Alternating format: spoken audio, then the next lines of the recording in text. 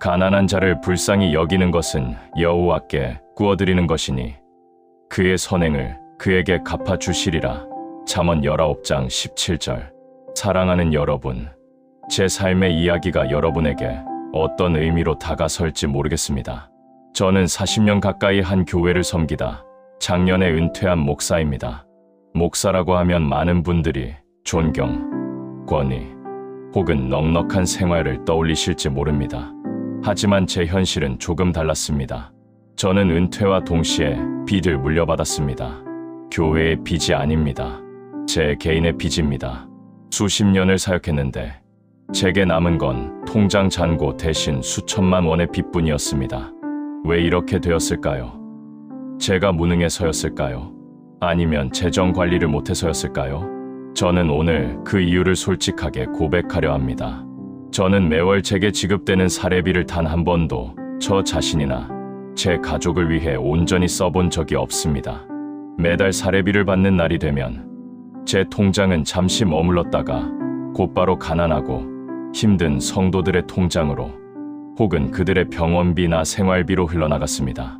목사는 생활이 넉넉해야 한다는 세상의 시선과는 달리 저는 평생 월급을 다 쓰고도 모자라 빚을 지면서까지 목회를 했습니다.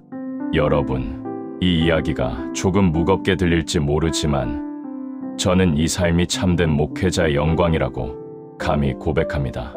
이 모든 빚과 고난 속에서 제가 발견한 하나님의 사랑과 진정한 섬김의 의미를 나누고 싶습니다. 빚쟁이 목사였지만 저는 한 번도 가난하다고 느끼지 않았습니다. 왜냐하면 제 마음은 예수 그리스도의 사랑으로 가득 차 있었기 때문입니다. 이제 제가 어떻게 이런 삶을 살게 되었는지 그 긴 여정을 시작해 보겠습니다. 부디 제 간증이 오늘 고통 속에 있거나 참된 행복을 찾고 있는 한 분에게 작은 위로와 희망이 되기를 간절히 바랍니다. 저는 어린 시절부터 교회를 다녔지만 솔직히 제게 목회의 비전은 없었습니다. 그저 평범하게 살고 싶었습니다. 하지만 대학 시절 격렬한 신앙 체험을 겪으면서 제 삶의 방향이 완전히 바뀌었습니다. 불같던 성령 체험 이후 제 가슴 속에는 가난한 자들을 향한 예수님의 마음, 즉 긍휼이 자리 잡았습니다. 이 긍휼은 단순한 동정심이 아니었습니다. 그들의 고통이 마치 제 고통인 것처럼 느껴지는 영혼 깊은 곳에서 터져 나오는 아픔이었습니다. 신학을 공부하고 목사 안수를 받은 후 저는 곧바로 개척교회로 부임했습니다. 교회는 작았고 성도님들은 대부분 고된 삶을 사시는 분들이었습니다. 새벽 일찍부터 시장에서 일하시거나 몸이 아픈데도 치료를 미루는 분들이 태반이었습니다. 목회 초년 시절 저는 성경 말씀을 붙들고 이분들을 어떻게 섬겨야 할지 고민했습니다. 목자는 양을 위해 목숨을 버린다는 말씀이 제 마음을 지배했습니다. 당시 제 사례비는 정말 적었습니다. 하지만 저는 사례비를 받는 순간마다 이것이 제 봉급이 아니라 하나님께서 저를 통해 가난한 양들을 먹이도록 맡기신 사역 자금이라고 생각했습니다. 제 아내는 처음엔 무척 힘들어했습니다. 매달 월급이 들어오자마자 절반 이상이 알 수 없는 곳으로 빠져나갔으니까요. 저희 아이들은 늘 새 옷 대신 물려 입은 옷을 입어야 했고 제대로 된 외식 한번 못 해봤습니다. 아내는 울면서 하소연했습니다. 그때마다 저는 아내의 손을 잡고 말했습니다. 여보, 우리가 굶어 죽을 리는 없어요. 하나님이 우리를 먹이십니다. 그리고 이분들의 고통에 비하면 우리가 겪는 이 어려움은 아무것도 아닙니다. 예수님은 가난하게 오셨잖아요. 이것이 제 삶의 패턴이 되었습니다. 교회는 작았지만 제가 감당해야 할 짐은 너무 컸습니다. 성도 한 분이 갑작스러운 수술이 필요하다고 하면 일단 제 통장에 돈을 꺼냈습니다. 누가 월세가 밀렸다고 하면 그 달 사례비를 털어 넣었습니다.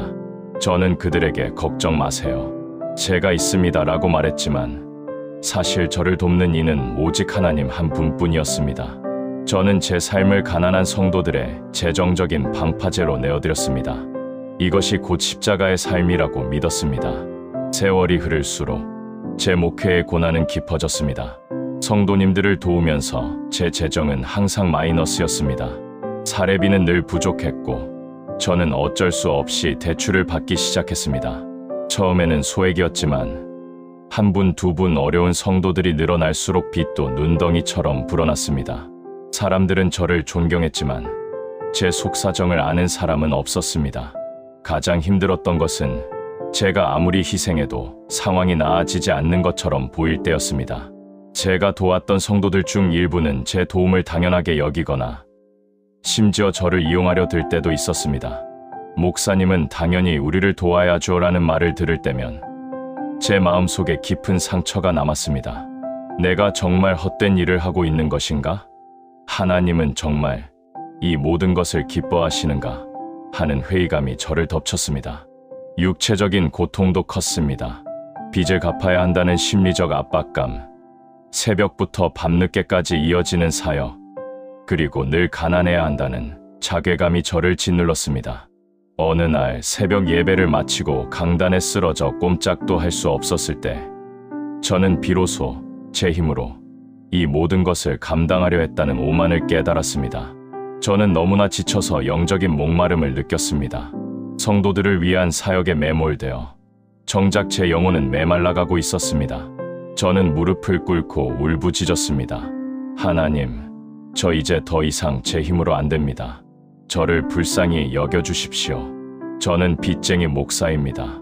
이 사역을 감당할 자격도 없습니다. 이 고통을 끝내주십시오. 그때 제 마음속에 잔잔한 음성이 들려왔습니다. 내 아들아, 너는 내 힘으로 양을 먹이는 것이 아니라 나의 사랑으로 양을 먹이는 것이다. 너의 빚은 내가 갚아줄 것이다. 너는 그저 나를 믿고 나아가라. 이 음성은 저의 영혼 깊은 곳을 관통했고 저의 영적인 갈증을 채워주었습니다. 제가 이 고통을 통해 배운 것은 인간의 사랑에는 한계가 있지만 하나님의 사랑은 무한하다는 진리였습니다. 제 삶의 결정적인 전환점은 은퇴를 3년 앞둔 어느 날이었습니다. 그날 저는 사역 내내 저를 괴롭혔던 수천만 원에 달하는 빚의 이자 독촉 전화를 받았습니다. 그때 저는 너무나 절망하여 사역을 그만두고 싶다는 충동을 느꼈습니다. 이 빚을 안고 어떻게 은퇴를 할 수 있을까? 은퇴 후에는 어떻게 살아야 할까? 그날 저녁, 저는 홀로 교회 강대상 앞에 엎드려 밤새 기도했습니다. 그리고 기도 중에 예수님의 생애가 제 눈앞에 펼쳐지는 환상을 보았습니다.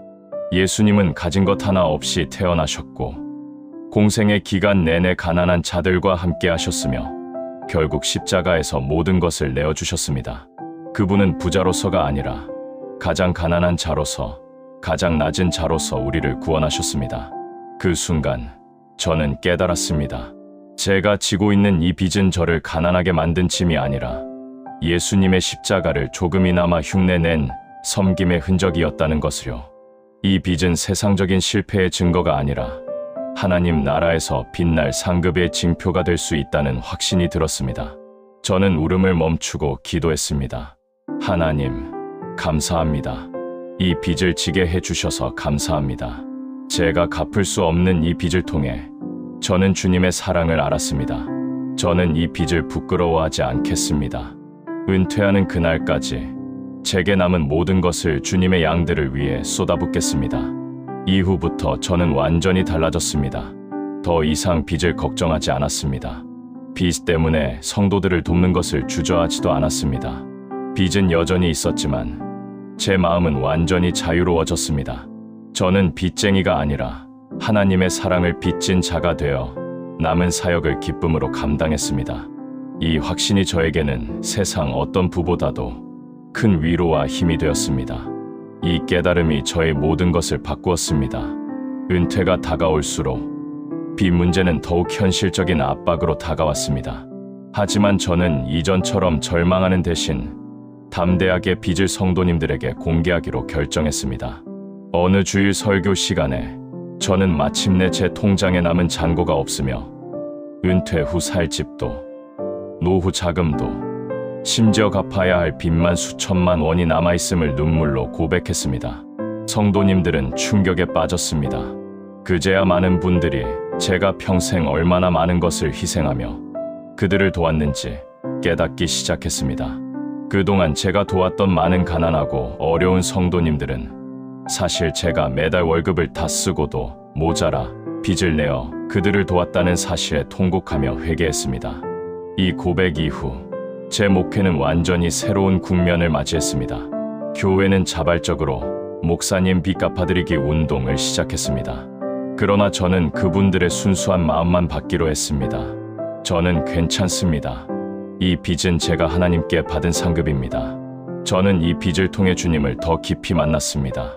그 헌금은 주변의 더 어려운 교회를 위해 써주십시오. 하지만 성도님들의 사랑은 멈추지 않았습니다.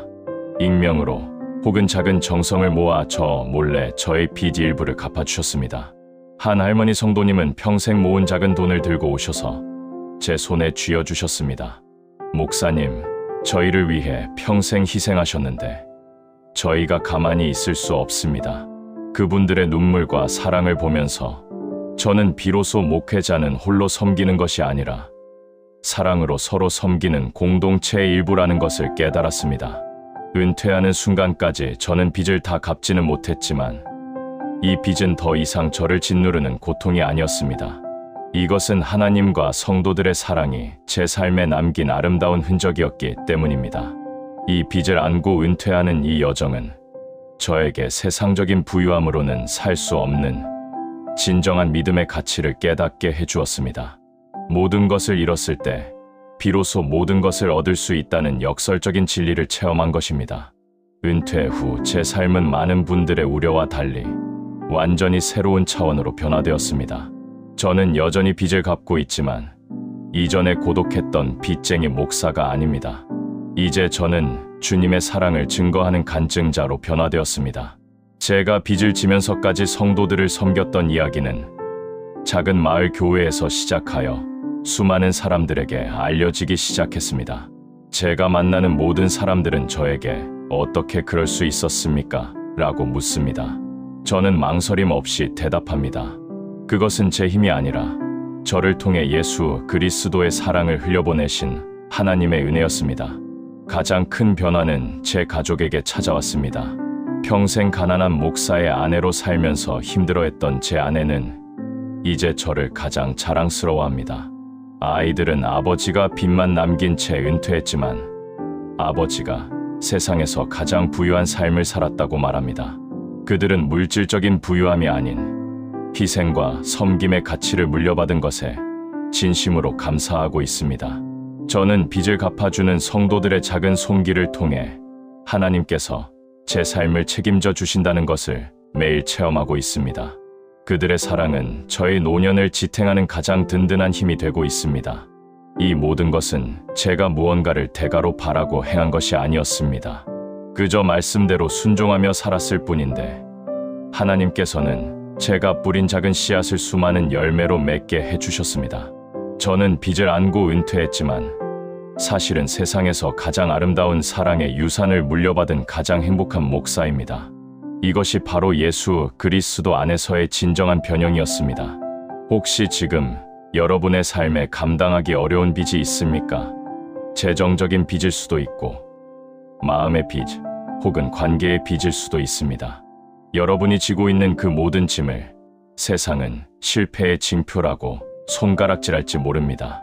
하지만 기억하십시오. 우리의 모든 빚은 예수 그리스도 안에서 사랑의 통로가 될 수 있습니다. 저는 빚쟁이 목사였지만 이 빚을 통해 나눠주고도 남는 하나님의 무한한 사랑을 배웠습니다. 제가 드린 것은 작은 월급이었지만 제가 받은 것은 영원한 생명과 셀 수 없는 사랑의 열매였습니다. 여러분의 삶을 희생하며 누군가를 도왔는데 오히려 상처와 손해만 남았습니까? 절망하지 마십시오. 하나님께서는 그 모든 것을 잊지 않으시고 가장 아름다운 때에 갚아주십니다. 여러분도 오늘부터 작은 것부터 나누고 희생하며 사십시오. 계산하지 않고 주는 사랑이야말로 이 세상에서 가장 위대하고 가치 있는 투자입니다. 저처럼 빚만 남기고 은퇴할지라도 여러분의 영혼은 예수 그리스도의 사랑으로 인해 세상에서 가장 부유해질 것입니다. 돈을 사랑하지 말고 있는 발을 족한 줄로 알라. 그가 친히 말씀하시기를 내가 결코 너희를 버리지 아니하고 너희를 떠나지 아니하리라 하셨느니라. 히브리서 13장 5절. 저는 오늘도 이 빚을 갚기 위해 살아가지만 이 빚이 저에게는 가장 아름다운 소망이 됩니다. 여러분의 삶에도 이 십자가의 사랑이 넘치기를 축원합니다.